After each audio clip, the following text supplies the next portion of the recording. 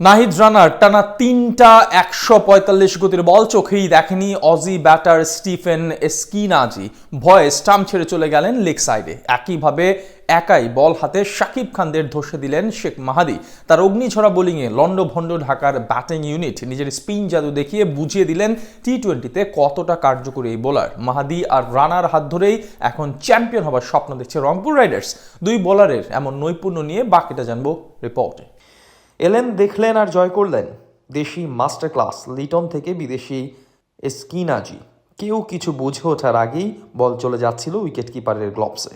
নাহিদ রানাকে ঠিক কিসের সাথে তুলনা করা যায়? উড়োজাহাজ কিংবা হেলিকপ্টার? না, সেটাও বোধ হয় কম হয়ে যাবে তার জন্য। নাহিদ রানা ছুটছেন ঠিক রকেটের গতিতে। তাকে থামাবে কে? সেই সাধ্য যেন কারো কাছেই নেই। আজ শাকিব খানের ঢাকা ক্যাপিটালসের বিপক্ষে বল হাতের রীতিমতো অগ্নি ঝরালেন তরুণ এই পেসার। তার বলের গতিতে যেন অসহায় হয়ে পড়ে ঢাকার ব্যাটাররা। প্রথম 2 ওভারে উইকেট না পেলেও তার বোলিং যারা লক্ষ্য করেছেন তারাই বুঝেছেন নাহিদ রানা ঠিক কতটা দুর্দান্ত।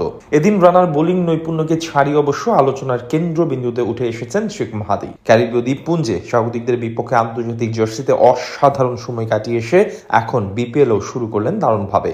আজ ঢাকার বিপক্ষে বড় টার্গেট ডিফেন্ড করতে নেমে একাই আটকে দেন প্রতিপক্ষকে। বিপরীতে ঢাকার ব্যাটারদের অবস্থা দেখে হতাশ সব ভক্ত সমর্থকরা। মাহাদির নামটা আন্ডাররেটেড বললেও একটুখানি ভুল হবে না। ক্যারিয়ার জুড়ে সবসময় ভালো করেছেন তিনি। আলাদাভাবে বলতে গেলে 2019-এর পর থেকে এখন পর্যন্ত বিপিএল এর অন্যতম সেরা বোলার বিবেচনা করা যায় এই অফ স্পিনার। ঠিক তারই ধারাবাহিকতায় যেন বজায় রাখলেন শাকিব খানের ঢাকার বিপক্ষে। এদিন তার প্রথম শিকার ছিলেন ওপেনার তানজিদ হাসান তামিম। 192 রান মোকাবেলা করতে নেমে ভালোই শুরু করেন দুই ঢাকার ওপেনার। 65 রানের জুটি গড়ে যখন গলার কাটা হয়ে দাঁড়ায় রংপুরে, ঠিক সেই মুহূর্তে বোলিং এ এসে তামিমের উইকেট তুলে নেন মাহাদি। একই ওভারে হাবিবুর রহমান সোহানের কাছে প্রথম বলে ছক্কা হজম করলেও ঠিক পরের ডেলিভারিতেই তাকে ক্যাচ আউট করেন। ঠিক এভাবেই 27 বলে 31 রান করা লিটন দাসকেও আউট করেন মাহাদি। এই ম্যাচে তার বোলিং এর দৃষ্টিনন্দন দিকটি ছিল ফরমানুল্লাহর উইকেট। গুড লেন্থে পিচ করিয়ে হালকা টার্ন করিয়ে অসাধারণভাবে বোল্ড করেন এই ব্যাটার। নিজের 4 ওভারের কোটা পূর্ণ করে মাত্র 27 রান খরচ করে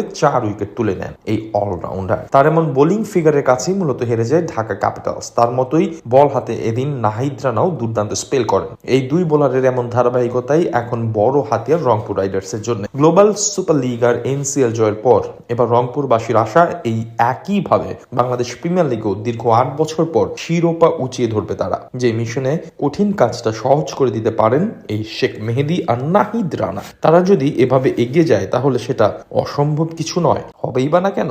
বিপিএল শুরুর আগে যে দেখিয়েছিলেন ভেলকি, ভেঙেছেন স্টাম্প, করেছেন ইয়ার সুইং বলো।